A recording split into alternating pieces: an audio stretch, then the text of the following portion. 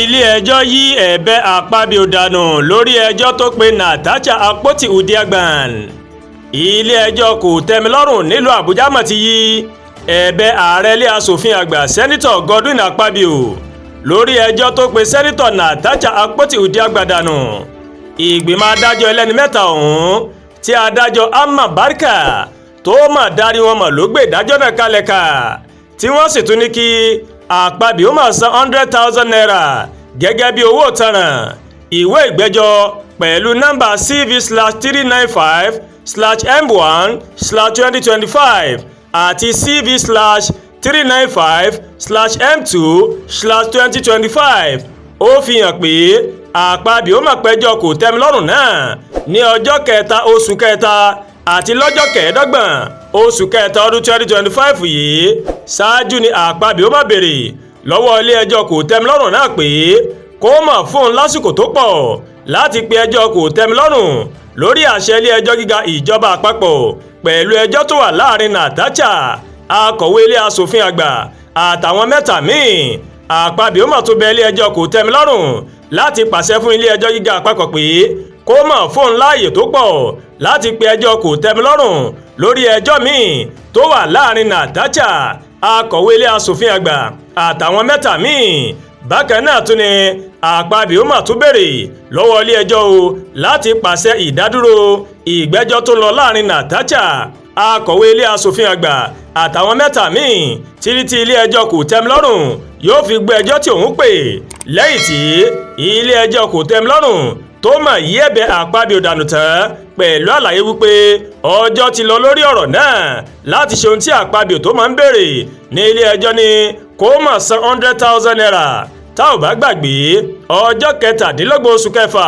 ó ní adájọ́ Binta Nyako ti ilé ẹjọ́ gíga àpapọ̀ ó mà fẹ́ dá ẹjọ́ lórí bóyá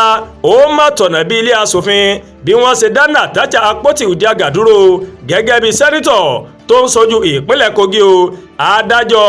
Egwuatu ó mà ló má bẹ̀rẹ̀ ẹjọ́ ọ̀hún ṣùgbọ́n ó ní láti jáwọ́ nínú ẹjọ́ náà lẹ́yìn tí Akpabio tó fẹ̀sùn kàn wípé ó ń ṣègbè lẹ́yìn ẹni tó pe òun lẹ́jọ́ o. Lẹ́yìn tí adájọ́ Egwuatu tó mà fi ẹjọ́ náà sílẹ̀ ó ní adájọ́ Nyako ó mà ló mà tẹ́wọ́ gba ẹjọ́ náà. Ṣáájú ni Natasha ó mà mú orílẹ̀ ilé ẹjọ́ gíga o lẹ́yìn tí ìgbìmọ̀ olùbáwí fáwọn ọmọlé tó bá ṣẹ̀ tó pàṣẹ pé kó wá sọ tẹnu rẹ̀ níwájú ìgbìmọ̀ náà lẹ́yìn fàákàjà tó mà wáyé o láàrin rẹ̀ àti ààrẹ ilé ìgbìmọ̀ asòfin lógúnjọ́ oṣù kejì ọdún yìí. Nígbà tí Natasha tó ń fi àìdùnnú rẹ̀ hàn lórí bí wọ́n ṣe pààrọ̀ ìjókòó rẹ̀ nílé o níṣe ló nawọ́ sókè wípé òun fẹ́ sọ̀rọ̀ bó tilẹ̀ jẹ́ pé ààrẹ ilé ti pàṣẹ pé kò gbọ́dọ̀ sọ̀rọ̀ mọ́. Lẹ́yìn èyí ó ní ààrẹ ilé aṣòfin máa gbé